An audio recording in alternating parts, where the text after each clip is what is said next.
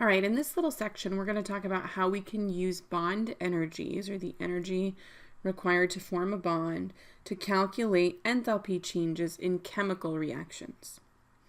We know that all interactions between atoms, whether they be molecules or ions, involve energy in some way. These interactions can be electrostatic due to ionic bonds. They can be the intramolecular forces of covalent bonds. They can be metallic bonds, intermolecular forces, or solute-solvent interactions. Think like an ion-dipole interaction. In a physical change, like melting or freezing, the change in enthalpy, or the energy required, results from the breaking and making of new intermolecular forces. In a chemical change or a chemical reaction, the enthalpy change results from making and breaking chemical bonds. We call that energy the bond enthalpy. That is the energy required to break a bond.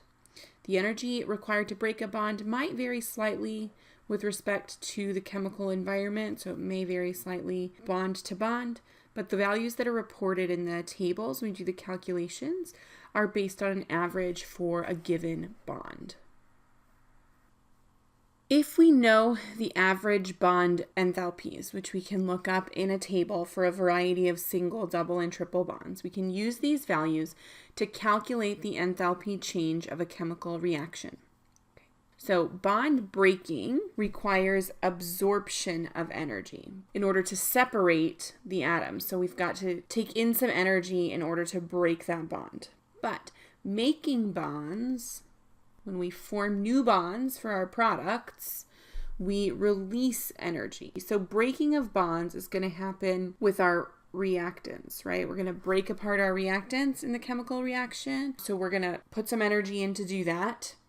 And then making the bonds, rearranging the atoms and putting them back together, that would form our product that releases energy. Now, we know that we can get an overall positive or overall negative enthalpy change for a reaction, this delta H reaction, telling us whether a process is overall endothermic or exothermic. Here's where it comes from.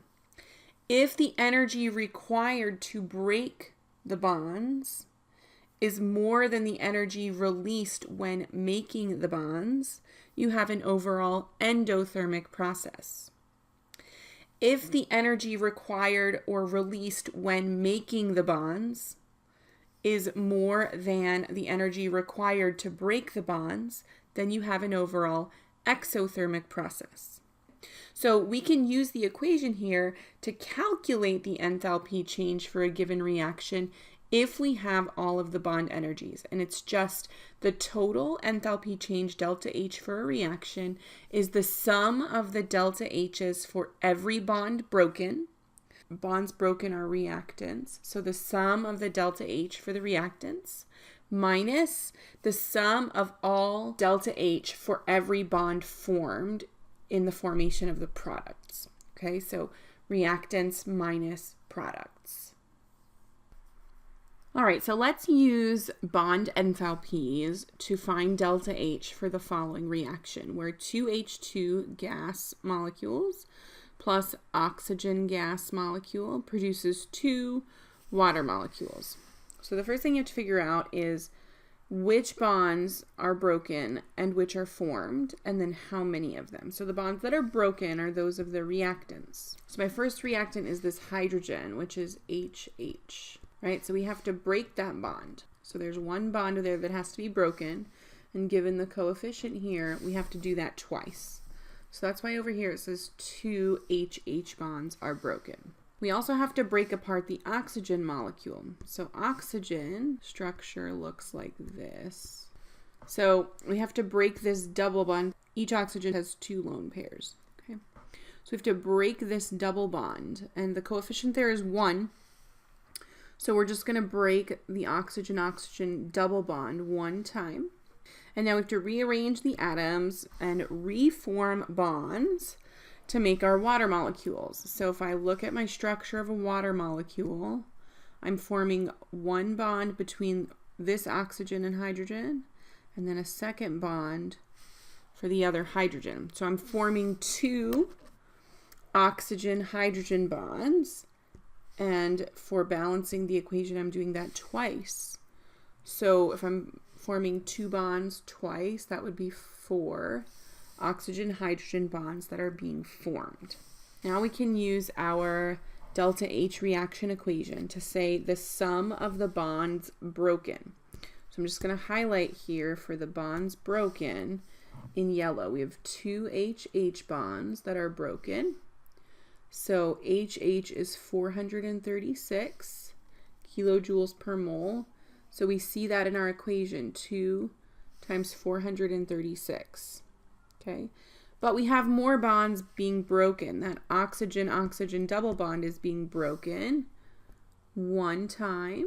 And so here's oxygen-oxygen, 499.